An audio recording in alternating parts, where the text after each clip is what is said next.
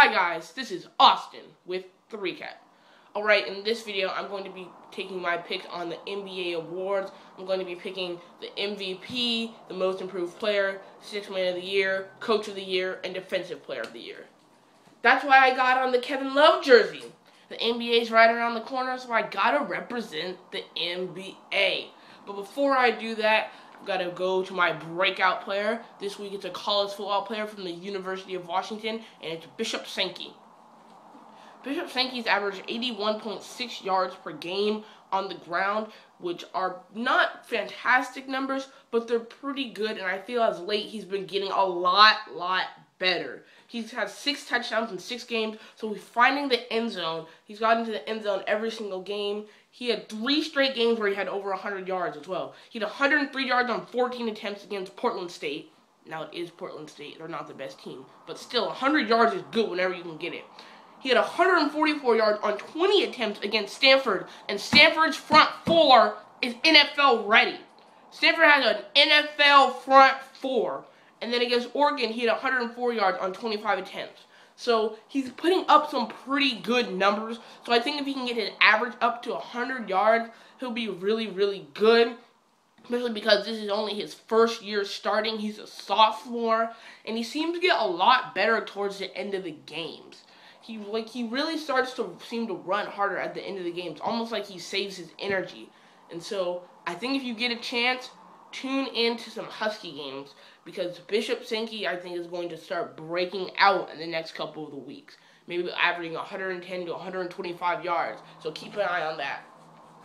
Alright, now I'm going to pick my upset game of the week. It's a college football game, and it puts number 18 Texas A&M versus number 6 LSU. I'm picking against LSU again. I just really don't like LSU. I'm not sure what it is.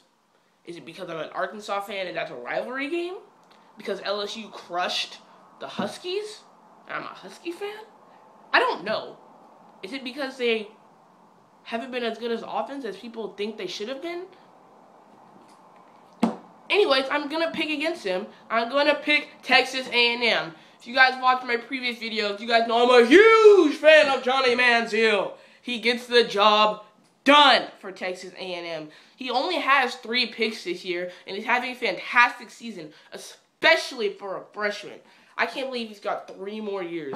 He's just been setting the college football world on fire.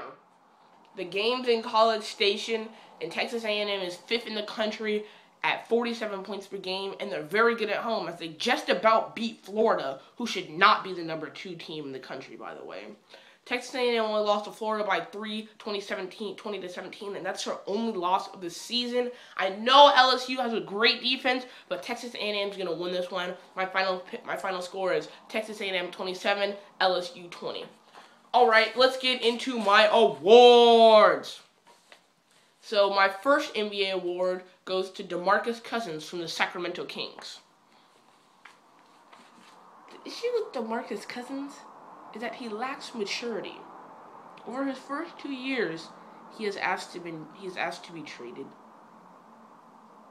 In his first season, he did that. He kind of needs a babysitter, like, you know how Des Bryant of the Dallas Cowboys has all those rules? DeMarcus Cousins kind of needs those too. But I think this is finally the year he gets his maturity in check and just crushes in the NBA this year. He averaged 18 points a game, which is really good for a center because usually they're not very offensive, and he's an offensive center. He can score the ball. He's not inept at getting the ball in the hoop. I think he'll probably average about 23 or 24 points this year, and then he shot 44.8% from the field last year, and I think that'll probably get up to closer to 50%, maybe 47 or 48%. And I think DeMarcus Cousins is going to play great this season. He had 10.9 rebounds, 4.1 offensive rebounds. So anytime you can get 4 offensive rebounds, you're doing something right. And he had 1.5 blocks. I think that could, he had 1.5 blocks. I think that could get up a little bit higher.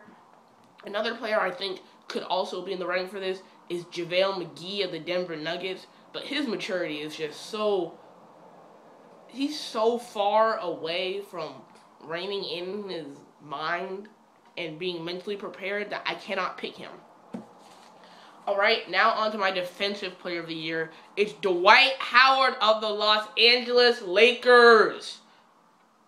He's going to get so many blocks this year because Steve Nash is a horrible defender. So Dwight Howard can be, oh, I see that. You lost your defender. Block squad! Get out of here! You want to drive on the Lakers? No! Pau Gasol can't play defense. Kobe's too old to play defense. Steve Nash isn't playing defense. Ron Artest, should be called Ron Artest, throwing elbows everywhere. Got a block shots. Got a block here. Got a block there. He averaged 2.5 blocks last year. Look for that to get up to about 3 this year. Because he's going to get a lot of blocks just because Steve Nash can't stay in front of his defender. He also had 1.5 steals. I think that would say about the same. But he's going to get a lot of defensive rebounds. He's always got a lot of defensive rebounds. But this year I think he could get up to 11 or 12 rebounds per game. Which would be ridiculous. That means he would probably be averaging about 15 rebounds a game. That is outstanding. Now on to my 6th man of the year. Who else am I going to pick other than James Harden of the Oklahoma City Thunder? Wish they're still in Seattle. But it's okay. They're still doing really well. And James Harden has been too much of a beast. He's too much of a beast off the bench. He really shouldn't even be considered a bench player because he really is a starter in my mind. He averaged 16.8 points, 39% from threes, 49.1% field goal percentage, and 84.6% from the free throw line. So I don't really know what to say about that other than those are fantastic numbers. And if this was a starter, those would be good numbers. But he's coming off the bench. He's coming off the bench and doing this. So that's ridiculous. He plays a lot like Manu Ginobili because they're both left-handed. They can both create for their teammates. So James Harden is a very good player, and I think the Thunder are going to get him back. I don't think they're going to let him leave because he's too good. Now on to my MVP pick.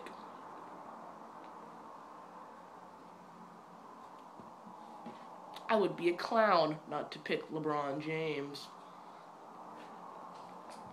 LeBron James is the best player in the NBA, period. Don't let anybody tell you it's Kevin Durant. They're wrong. It is LeBron James. He should win the MVP every single year. He's the most physically gifted player to ever play in the NBA. Ever. He's more physically gifted than Jordan. Jordan wasn't 6'8", 260 pounds, and running like a gazelle. A gazelle. LeBron James is incredible. He should have won the MVP 2 years ago. The only reason he didn't was because people still hated him for going to the Heat. And Derrick Rose had a great season, so you had to give it to him. But last year, LeBron averaged 27 points, 7.9 rebounds, 6 assists, and shot the best field goal percentage of his career at 53%. So he's still getting better, which is scary. I just don't even know what else he can do. I could see him averaging a triple-double this year. Alright, now on to my Rookie of the Year. Now, if any of you guys watch any of my previous videos, you know that I'm really high on Terrence Ross. I think Terrence Ross for the Toronto Raptors is a great prospect. Last year at Washington, he averaged 45.7% from field goals, 37.1% from threes, and 77% from the free throw line, almost a block a game, and about 1.5 steals a game. So he was doing good things at Washington, and he really started to turn it on late.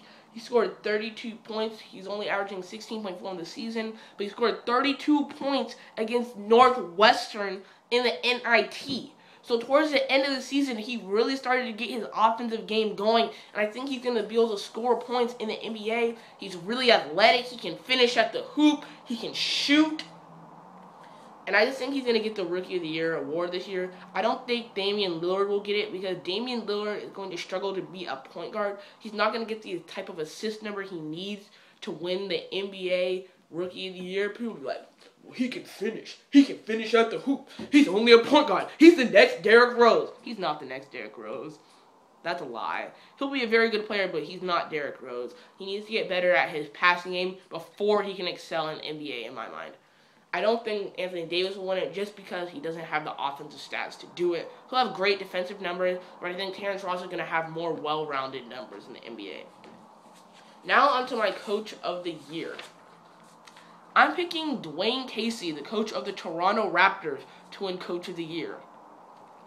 I don't know why, but for some reason, I really think the Toronto Raptors are going to make a playoff push this year. They've looked pretty decent. And now they've got some players. They got Kyle Lowry in the offseason. They got Landry Fields. They still have DeMar DeRozan. They still have Jose Calderon. They still have Andre Marniani. They got Jonas Valanciunas coming over. They got Terrence Ross. So they've got a pretty good rotation. I think Dwayne Casey's going to finally get these guys to play some defense. Like, they only have to play a little bit of defense because their defense has just been atrocious. And I think if he can do that, look for the Raptors to be a 7th or 8th seed and a Canadian team to be in the playoffs. Alright, now onto my Gold Star and Dunce Awards for the week. This week's Gold Star goes to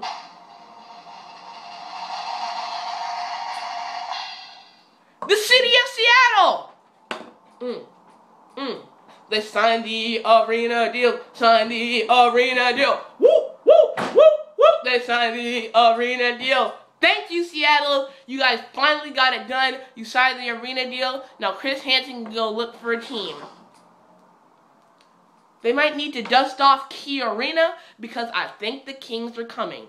2014, 2015, Kings renamed to the Supersonics. I'd like that. I'd like that very much. So please, Chris Hansen, get us a team. I'm begging you. Please. Now on to my Dunce Award for the week.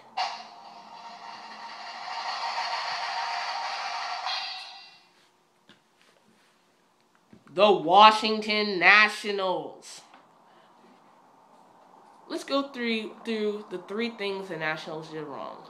Number 1, they shut down Steven Strasburg, their ace, possibly in the running for the Cy Young. I know he had Tommy John surgery, but he was still your best pitcher. So they did that. Then they blew a 6-0 lead in Game 5 to the Cardinals. You guys could have gone to the National League Championship Series. Instead, you lost 9-7 in the Divisional Series. You guys had the best record going into the playoffs. Now, what's the 3rd thing they did wrong? Their season was over. Exactly. And the day after they lost in the NLDS, the Washington Nationals sent out a thing to their season ticket holders for information on World Series tickets. I'm sorry, Nationals, but you guys just had a really bad past couple of weeks. Alright guys, that's all for this video. I'm going to be making another video on Sunday, picking my NBA division winners, playoffs, and who I think is going to win the championship. So that will be here on Sunday. And that's it for this video. This was Austin with the recap. Like my Facebook page, subscribe to my videos. Thanks, guys.